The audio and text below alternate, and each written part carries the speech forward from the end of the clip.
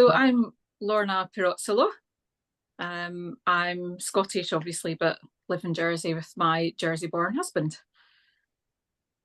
Now, we know each other through the Jersey Cancer Strategy, which is working together, but your interest, your commitment to your understanding of cancer is far broader than that. Would you like to explain a little bit about about the cancer strategy and your personal journey? Okay, so I found a lump in March 28th, 2018. And actually, it was a minuscule lump, and 2 weeks later, it was gone. So it turned out it wasn't the cancer.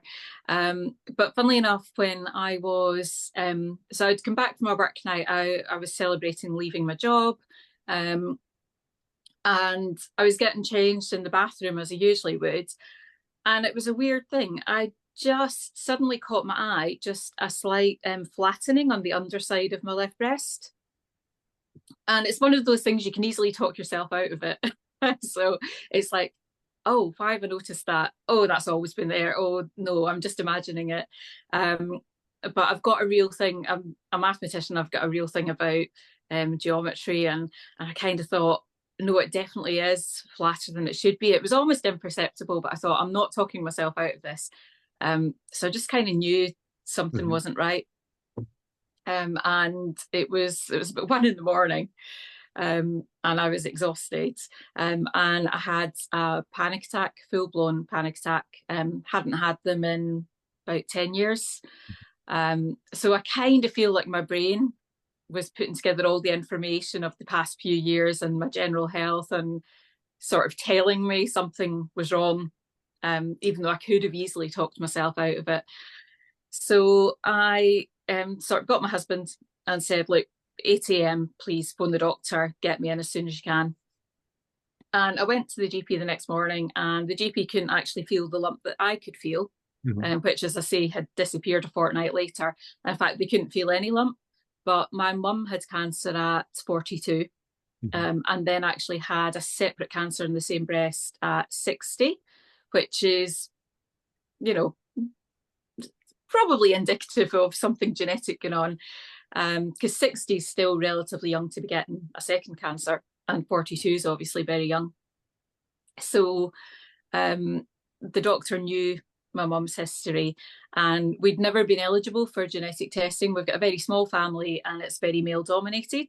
Mhm. And the genetic mutation that it turns out we do have, although it does increase the risk of certain cancers in male, the numbers are so small that if you've got very few women in your family and you're just reliant on the men, it's not necessarily going to show. So anyway, she sent me to the breast clinic so that we could at least discuss early screening based on family history. And when I was in the clinic having the ultrasound, the doctor phoned mammography Mhm. and said, "Can you fit somebody in urgently?" And I thought, "Oh, he's obviously seen something." So I got a call from mammography. I think it was either the next day or 2 days later. I was at work, and I was on shift, so I had to get somebody in to replace me. And they literally said, if you can get down here in 10 minutes, we've had a cancellation. So I did. I went down. I was really glad actually that my husband at that time worked in Trinity. Mhm. So I phoned him and he said he wanted to come down, but obviously it was going to take him time to get down. And actually, by the time he arrived, I'd had the mammogram. I'd had another ultrasound performed by the consultant radiologist, and they'd already done biopsy, but they told me that I was at least stage two. Like, it's unusual, but the radiologist was able to tell me then, you've definitely got breast cancer. It's at least stage two, probably stage three. So um, it was quite good. My husband hadn't turned up yet, so I was able to sort of get my own thoughts together and then present that information to him the way that I would want to, which isn't for everyone. Some people need someone there. But my husband's half Italian and has that real kind of Italian emotional side, doesn't necessarily deal well with death or bad news. Not to say that, at that stage we didn't necessarily think I was going to die from cancer, but I just sort of wanted to be able to tell them in my own way. Mhm. I think there was a lot of kind of confused looks in the radiologist office, because I already sort of, even before going in there, I just knew. I knew the minute I found the lump that wasn't even the actual lump. Mhm. And I don't know how I knew, but I just knew. And so I'd already kind of dealt with it by the time they gave me the news. So yeah, there's always been a bit of funny looks on faces that I've never cried, I've never kind of freaked out. Mhm. You know, it's just, but to me, it's a disease. You know, you just have to deal with it. And yeah. I'm interested in a couple of things. One is you talk about being a mathematician. You also come across as being actually quite stoic about things. And I'm also interested in about testing because one of the criticisms in medical science very often is that we do all our testing on the male gender because it's relatively easier. You don't have to do testing to adjust or normalize for your monthly cycle, as it were. You know, what are your views as a mathematician, but also as somebody who relies upon tests and measures and understanding? So testing or screening of any type, whether it's genetic screening or actually screening for breast screening, the PSA test, things like that. Um, it's funny, I was reading an interesting article the other day on it, um, because I very much defer to the statistics when it comes to this kind of subject. But obviously, the statistics are for the population, Mm-hmm. and most individuals want to know what's happening to them. And you can't say what's happening to one individual. So, one of the articles I was reading was about the dangers of overtesting, Mm-hmm. which actually leads to overdiagnosis. And I talk to people, I talk to an awful lot of people now who have cancer. I'm part of a UK network of about 2,000 women, and I talk to loads of men and women over here Mm-hmm. and go to conferences and things. And I think for individuals that aren't either in medicine or have a sort of, I guess, some kind of mathematical background, there's what they would call cancer phobia, Mm-hmm. which I get fearing cancer, especially, you know, my cancer now has progressed and so it is incurable. And I do get that, but it's still a disease that's treatable in most cases. And actually, the treatments are really moving on. And the fear of cancer still tends to be irrational relative to the risk Mm-hmm. overall. So it's natural to fear, but the amount of fear is maybe actually detrimental to people. Mm-hmm. And one of the things that they say is that because of the fear of cancer, people want screened. And there are people now, I've seen it on Jersey Facebook groups. There's people wanting screened at 30 for everything. There's people wanting to go for a screening every couple of years for every possible type of screening. And the problem with that is that some cancers, and I have to be very careful here, it is just some cancers. And if you are called for the government sort of not mandated, but the government sort of statutory screening, please go. Because in that case, the statistics show that for the general population, the benefits outweigh the risks. If you're going outside of that, there is potential that, so you have these cancers that are actually really slow growing, or really low grade, but once found, of course, you're going to act on them. Mm-hmm. But there are cancers, and this is known, there's lots of research in this, there are some cancers that actually would never pose the person any problem in their lifetime. But once found, you're having potentially invasive surgery, you could be having really quite severe treatments. And also, there is just that damage to the person psychologically as well. And actually, treatment can do a lot of damage to you psychologically. Surgery, you know, I call myself a patchwork quilt now. I think I've had maybe, don't know, I must be up about 12 surgeries now. And okay, my most major surgery wasn't strictly for the cancer, but you know, once you're looking at yourself and you've just got, you know, you've cut down the middle, you've got scars everywhere, psychologically, that's quite difficult as well. Um, so I think I very much believe in the numbers, which probably is not a surprise to people who know me, but if the overall benefit outweighs the risk, then that's great. I agree that the screening is really important. And I mean, really important. And I would never, ever not go for a screening that I've been called for. But once you're talking about women having mammograms at 30 routinely, actually the statistics show that you are going to do to the population more harm than good. And I think that's where I have an issue with it. There's a really interesting organisation that I've signed up to in America called Common Sense Oncology.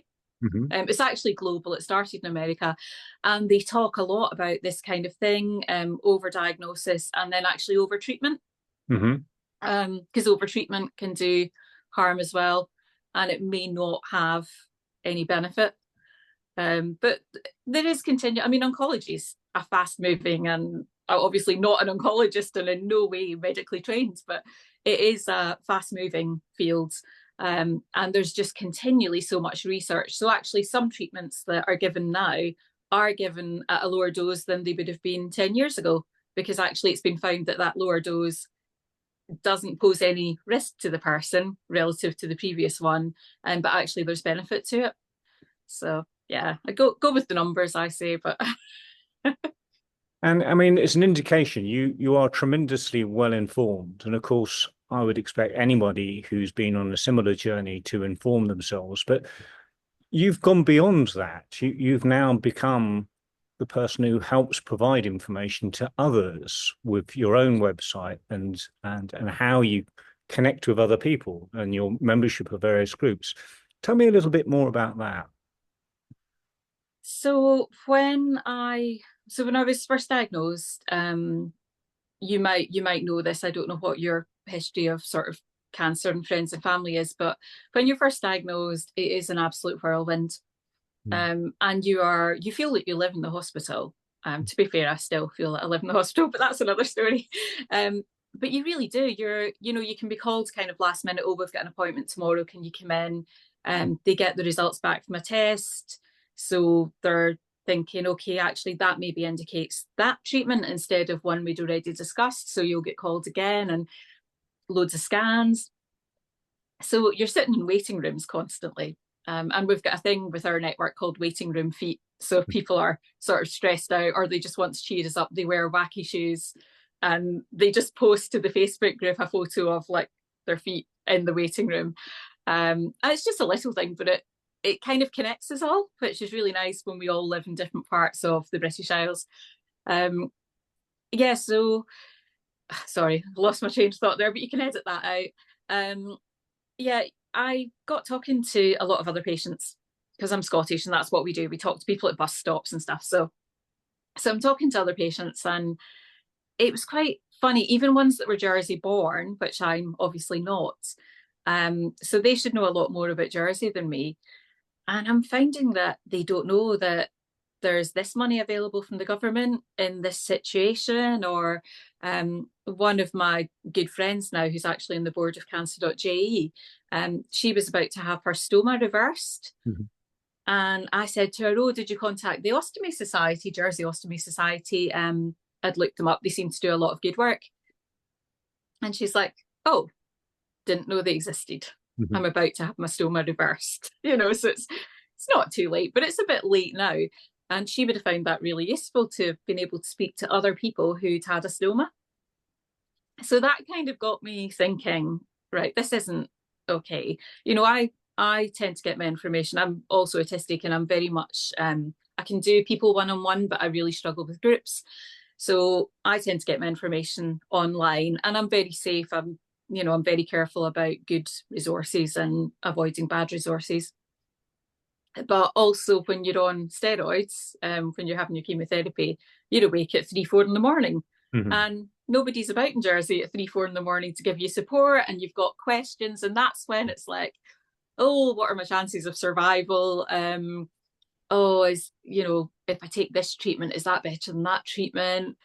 And also some of the side effects you're having, are there ways you could deal with them? So I started going on to the Macmillan UK forum and also the Cancer Research UK forum, which I totally recommend to anybody.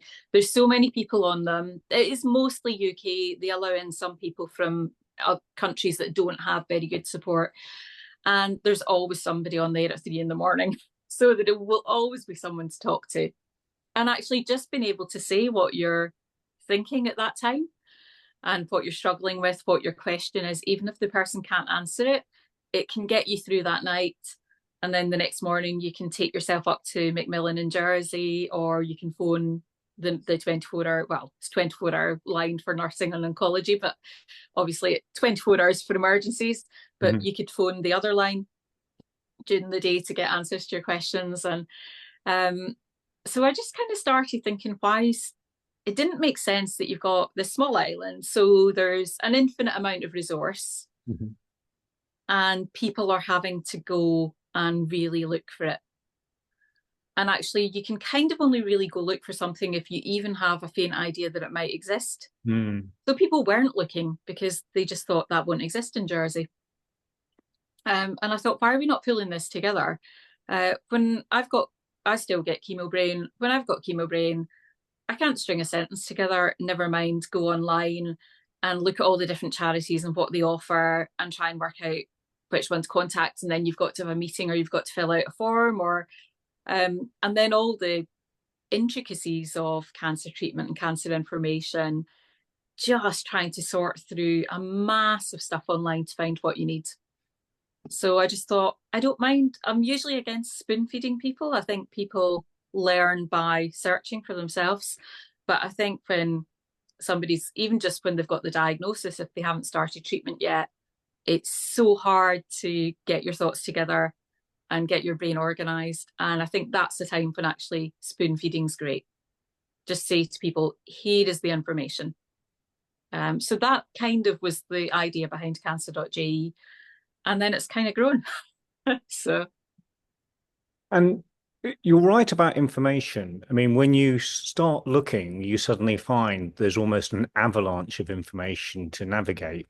And the other thing you talked about a little earlier was sort of different types of treatments and new treatments, new innovation, new science coming out all of the time. It must be very difficult to sort of almost keep up, because sometimes what's new and maybe radical isn't obviously by definition proven. Yeah. Maybe some stuff that is proven is more invasive or destructive. I mean, how do you navigate? And I say this to somebody who, as a mathematician, will spend a lot of time on decision science. How do you navigate those types of decisions?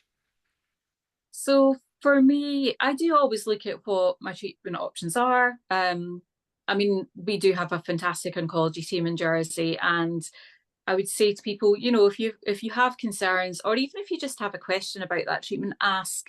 Nobody's going to mind you asking them. And what treatment you have or what surgery you have, your oncologist is the specialist. They've got the sometimes decades of training and experience, but you are the patient. So you don't know what they know, but you're the person who's going to have to live with the side effects. So it really is a decision. And this is especially true, I think, once you're in my situation and, well, further advanced than me, but incurable. So I think the closer you are to death, the more likely you are to have that discussion with your doctor of, you could try this treatment, but these are the side effects. How likely you are to get those side effects as well. But that will buy you 3 months of extra life. And it is a quality quantity decision. But I think even in the earlier stages of cancer, it's still a quality quantity decision. You have to have your life, you can't, if you're just bedridden, if you're going to be cured, then, and not be bedridden, then fine. And that's an extreme, obviously, but you do have to weigh up what's going to happen to you and what your life's going to look like while you're on this treatment and potentially after that treatment, relative to how much time your life's going to be extended by having that treatment. So some people will, and everybody's different, some people will just want to live an extra hour if possible. Maybe it's to be with children or to be with their husband or whatever. They'll just want that extra hour. But I'm very much of the kind of mindset of at what cost. So you could have an extra hour, you could have an extra 3 months. How are you going to be able to enjoy them? Are you going to be able to enjoy them? So yeah, I think I tend to be quite sort of pragmatic about the whole situation. And I say that I'm in a very privileged position in that I'm not currently, as far as we know, near to death. Obviously, we could all die, in the next hour of something else. But yeah, I'm hopefully cancer-wise reasonably far from death. So I am kind of privileged to be able to say that. Maybe as I get closer to death, my view might change. But I think I'd like to think I'd still be quite pragmatic and weigh up quantity over quality. I'm interested in language, taboos, and advice because it strikes me for you there's an element of information pull. You know what you want to find out. Equally, sometimes you don't know what you don't know, so there's information push. And then there are those topics that you really don't want to discuss, or those that you do want to discuss. And that's kind of a messy, complex combination of things. I mean, what's your personal experience of that? So there's kind of a human instinct. I do think most people have it to want to help. And obviously, if somebody comes to you and says they've got cancer, Mhm, unless you're an oncologist or a counsellor, you can't help. So the mhm, majority of people out there that you tell that you've got cancer cannot help you in any way, shape, or form. mhm, But equally, they don't know what to say mhm, and they want to be able to help. So inevitably, the three, the most hated words in the world, I think, in cancer patient world, have you tried? mhm, Um, Now, one for me, actually, it was quite annoying because I'm thinking, well, I've studied science. I did biology and chemistry long before I went into doing maths. So I'm always weighing up clinical research and things like that. And I weigh up clinical research on treatments, surgeries, as well as on psychological stuff and herbal treatments. Um, so it's kind of, for me, it was actually slightly insulting because it's like, have you tried? Well, I'm actually capable of working out for myself mhm, what I might want to look into and assessing that information.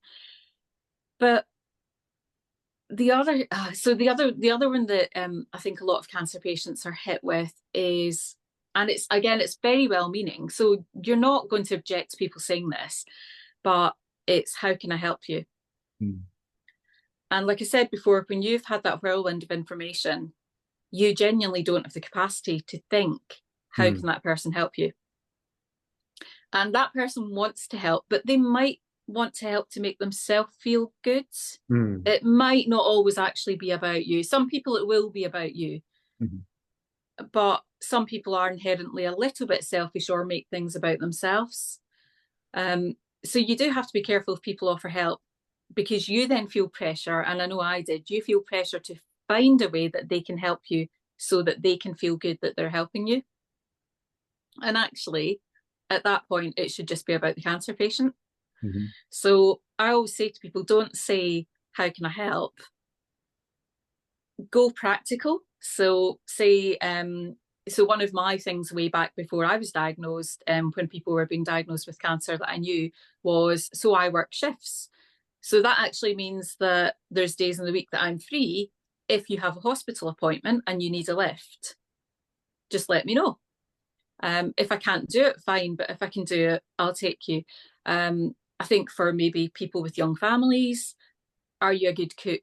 Could you provide a hot meal? And actually, caring cooks do this. I met Yvonne Corbin recently and found this out, and it's absolutely fantastic. But caring cooks actually will also provide meals to families where I don't think it's just cancer. I think it's just really difficult illnesses that may get in the way of family life, but provide this meal that allows the family to sit around the table together and eat. Um, so yeah, I think practical things, but you say how you can help.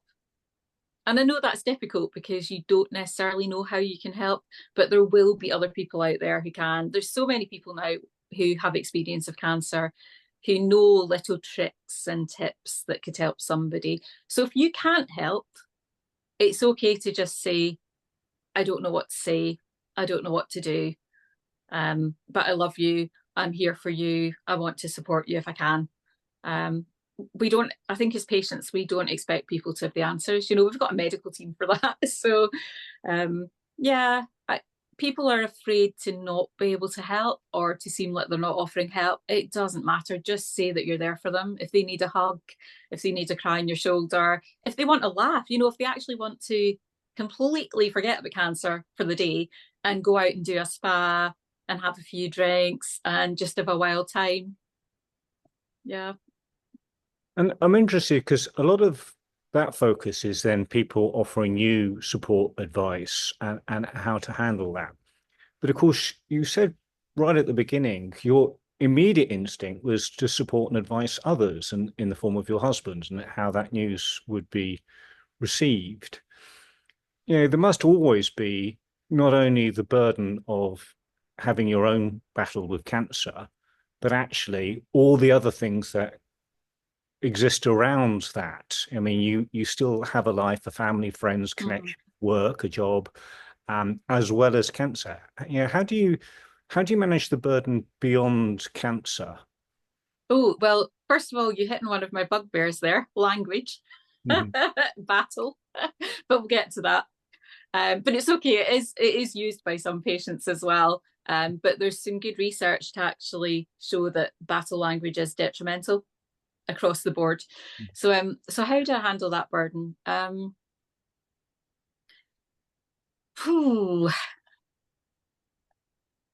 You can cut this bit if you want. Yeah, no, I don't know. I'm from a family of women that just get on with things. So I don't know that it's necessarily anything I'm doing or thinking about, or that I've got some great idea as to how you can do that. I think it was just the example that was set for me. So my maternal grandmother, just yeah, whatever was thrown at her, just got on with things, was always helping other people. My mum, bless her, has had so much stuff thrown at her in life, medically, including obviously the two cancers. Just got on with it, and actually got on with it while helping other people. And I think we always say my gran, and I think we had it on her order of service for our funeral, made from girders. And obviously it's a well-known phrase in Scotland, but she really was, and my mum is as well. And I think maybe I don't feel it myself, but from what other people say, maybe I have just kind of inherited that sort of sentiment. And you quickly and correctly pick me up on metaphors and language. I mean, when we use things like battle, it's as a victor and the vanquished. Yeah. And of course, that's probably the wrong type of metaphor. It almost suggests that there's a weakness to succumb, which is just plain foolish. I Yeah. mean, what are the wrong metaphors and what are the right metaphors? Because actually, these things very often become pervasive sound bites. So we hear them everywhere and we just articulate them because it's almost, well, it is a sound bite, it's a stereotype. Yeah. What are your reflections on those languages, those narratives? And actually, you'll hear cancer patients using battle language, even though they're against it, Mm. just because it's so ingrained in Mm. society now. So it's the first thing that comes out, and then they stop and think and go and word it another way. Mm. Language is actually really important. And when I was first diagnosed, I had a bit of a look into this because people kept saying to me about my battle, and I'm thinking, well, it's a disease, and I've got a medical team, and we're just treating it the way you treat any disease. And you do occasionally hear battle said about some other diseases, but largely not. Largely cancer is different and it's a battle. I've heard it said about MND as well, but yeah, it's largely just cancer. Suddenly all this military language comes out, and I don't personally like it. I've met very few cancer patients who are comfortable with it. And it's funny that, so there's the two sides. So the cancer patients that are comfortable with it, they want to feel that it is a fight because that means they're actually doing something. It's not just a medical team. Mm. So they've not kind of given up autonomy to a medical team to treat them. It's them, they are fighting it. And I can understand that, but it's not realistic. You're not fighting it. You are going for your treatment, same as you would with diabetes or depression or whatever illness you have. So the flip side is people like me who really don't like the battle language. And it's because, as you say, it does suggest there's a winner and a loser. Mm-hmm. And you're not a loser because you've got cancer. You just have a disease. Mm-hmm. And actually, that disease may not in any way be your doing. Now, obviously, there's some cancers that we know are very much caused by certain human behaviours. But most cancers, you could never turn around and say exactly what caused them. And actually, it'll be a culmination of factors. And some of those are environmental, some are in the womb, some are before you're even born, you know. And which one of those, if removed, would mean that you hadn't developed cancer? You just don't know. So you could be getting cancer because of things other people are doing to you or society is doing to you. So how then are you the loser? You've not caused this situation. Also, if you do go on to die from your cancer, that idea that you died because you lost a fight, like you say, it does sort of imply that you weren't strong enough, you weren't good enough. You're always told to stay positive. Oh, was I not positive enough? I'd like to think I'm positive enough, but my cancer will still, if I live long enough for it to kill me, it'll still kill me. So it's not going to be because I wasn't positive enough, as I hope you can tell. But interestingly, when I was looking into it, I thought I want to see, there's got to be some research on this subject. And actually, Macmillan UK did a massive bit of research. I want to say 2017, but I could well be wrong on that. And it formed a publication that they came out with. And it made a very interesting point. So using battle language, so we're fighting, we're battling, it's the war on cancer, is actually detrimental to society as a whole. Mm-hmm. And it may actually hinder people from going for the screening that they're called for, because a war and a proper military battle to people is an insurmountable task. Mm-hmm. It's not something that they can go, oh, I can deal with that. It's too big, Mm-hmm. and they immediately think they're going to lose.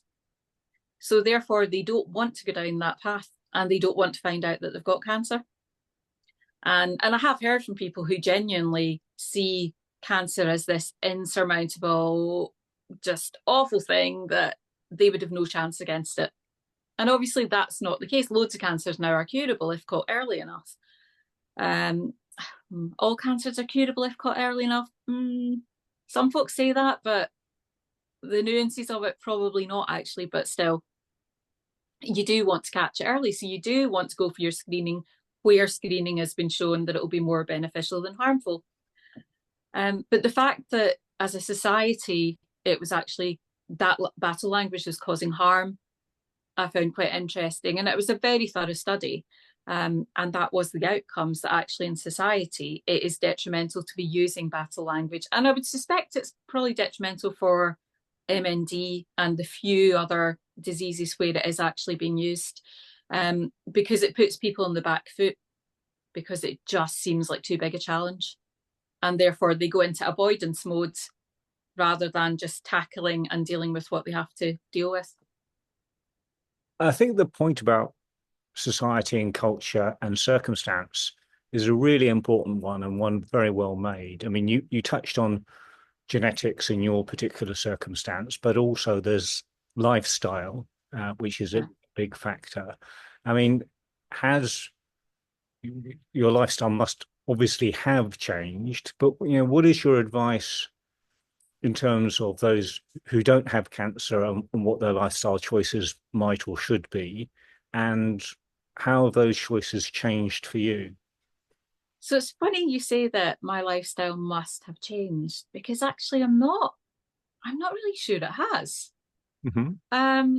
But then I potentially was in the slightly unusual scenario that so for a lot of my life I didn't drink at all.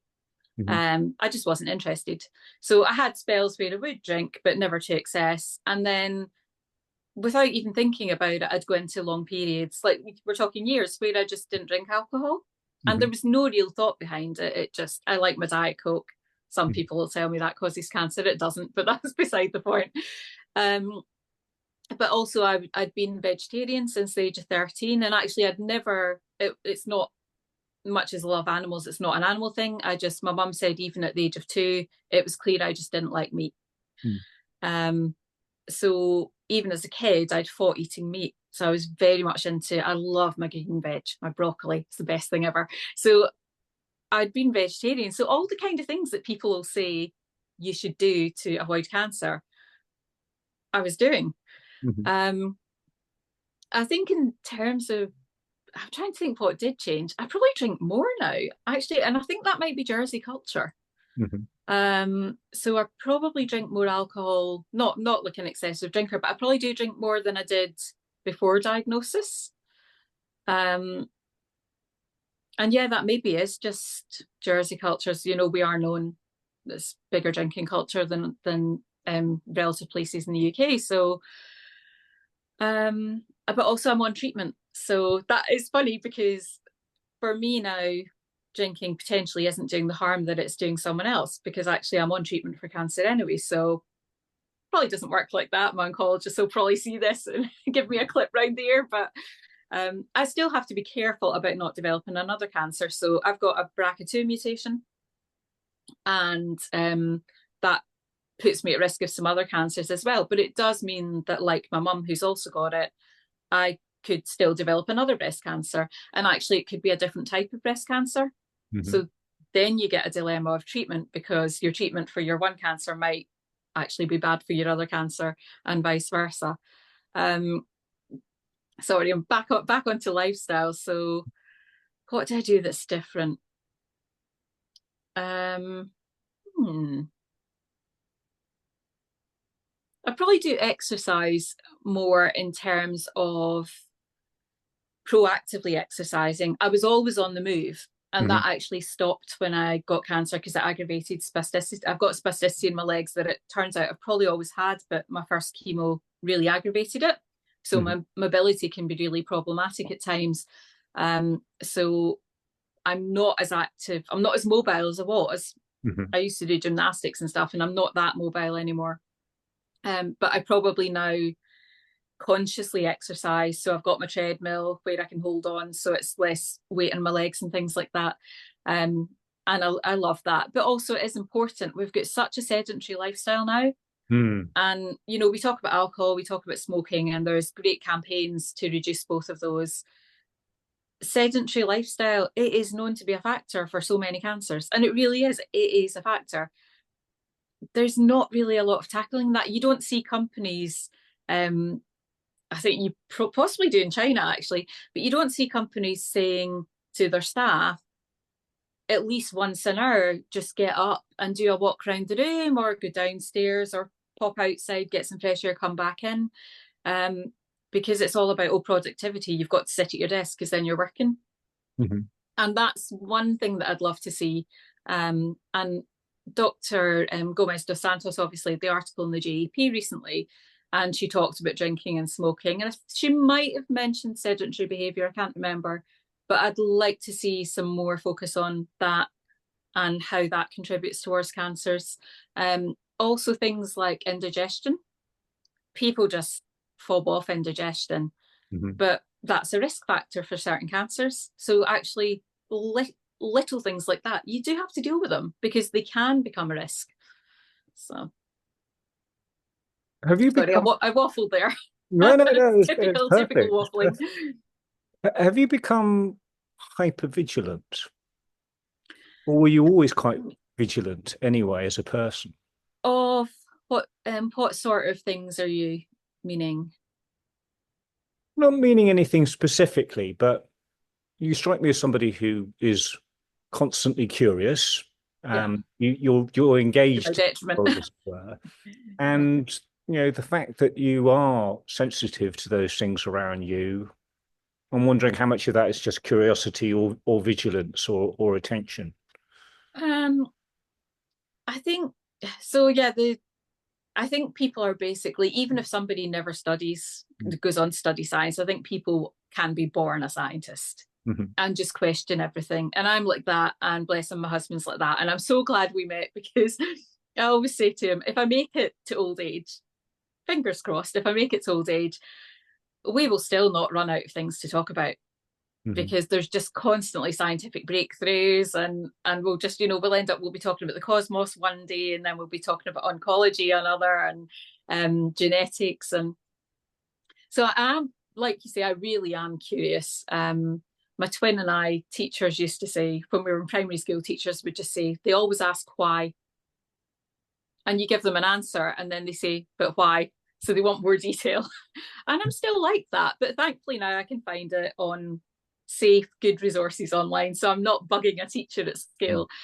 Um, I'm vigilant now about catching viruses Hmm. and infections, because actually about 3 years before my cancer was diagnosed, um, like I used to get a cold every year, like most people do. And about 3 years before cancer was diagnosed, I started to notice that literally every cold I got became a chest infection, became pneumonia. So Hmm. that was like, oh, okay, my body doesn't just fight off a cold anymore.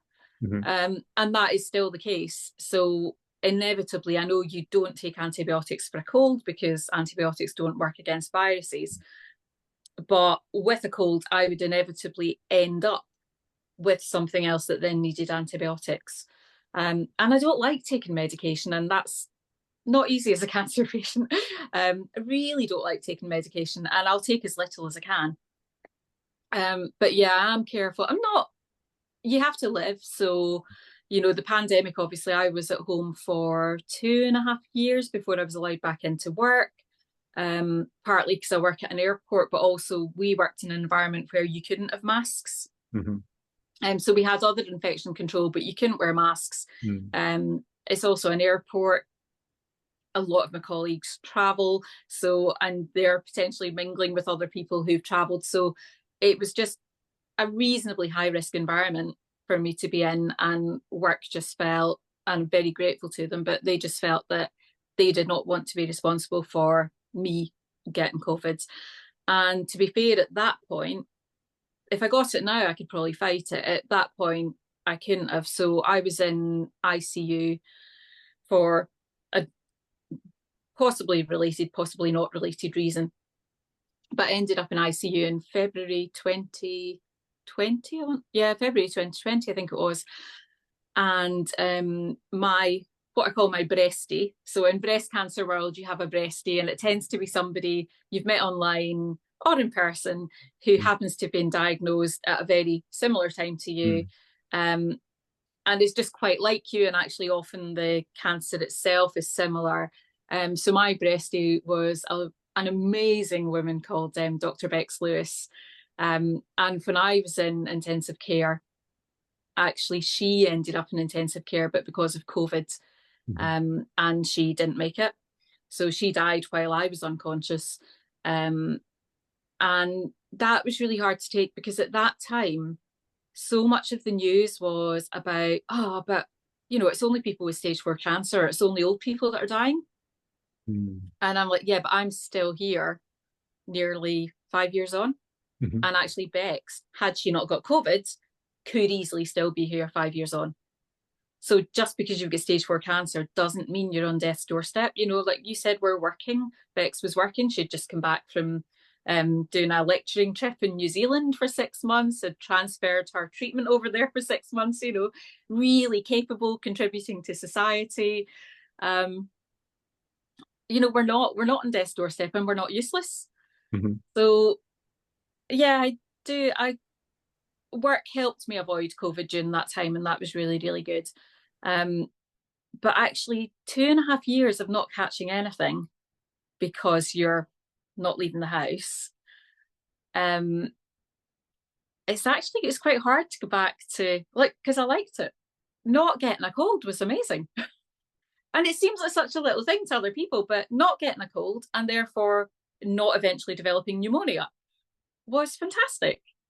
um but yeah, you have to live as well, and now that the world's back to normal and we're all mingling, you just have to weigh up. There's certain things I don't do. I don't tend to go on public transport a lot, because it is a hive of bugs and stuff. And unfortunately, I'm not being over dramatic. If there is a bug there, I will get it, and we know that. So, um, But yeah, I still live life. I'm back in work, mingling with people, socializing. So yeah, I'm sort of careful, but at a reasonable level. This has been a fascinating, enjoyable, thought-provoking, and really informative conversation. What would be your sort of closing message to others? And who, if you had to pick anyone Mm. with whom to share a message, press, politicians, patients, the public, partners, practitioners, of all the people, who would your message be for and what would it be? Ooh, you didn't tell me you were going to ask such a tough question. Who would my message be for? I think it really would be for just the general public. Um, because your oncologists and your medics and even your government have access to information. They don't have to go looking for it, it's given to them. So it's put right in front of them. So I think my message would be for the general public who do, if they want to know something, have to go looking for it. And I think it would be to try and limit that cancer phobia because it is so destructive. Um, and fear of cancer, as I said, fear of that is rational, but so many cancers that used to kill you are now either curable or are almost like a chronic disease. Now, I don't like that term because actually, as somebody with one of those cancers, it's not the same as I used to have endometriosis. It's not the same as having that because you are still dealing with something that can kill you. So I don't like that analogy, but I get where doctors are coming from. You will be on lifelong treatment potentially, and the disease might not kill you. So I think for my message to the public, yeah, try and limit that cancer fear. Don't let it get out of control. Health anxiety at the moment seems to be through the roof. And it's, I know, looking at the Royal College of Psychiatrists website, it's becoming a thing. Health anxiety is a problem. But don't let that drive you to go against the statistics. So don't go getting upset if you can't be screened for a certain type of cancer at the age of 30, because there's a good reason for that. And actually, it's for your benefit. Um, I think just try and take a rational, level-headed approach. So I always say with them, actually, yeah, this is one of the things that I do say to people who are diagnosed. Um, when you go from appointment to appointment and you're given bad news and you're given good news and you're given bad news and then there's a bit more good news, try not to react to either extreme. So with the bad news, give it time. With the good news, give it time, because actually the bad news is almost never as bad as it seems. And actually the good news is sometimes not as good as it seems.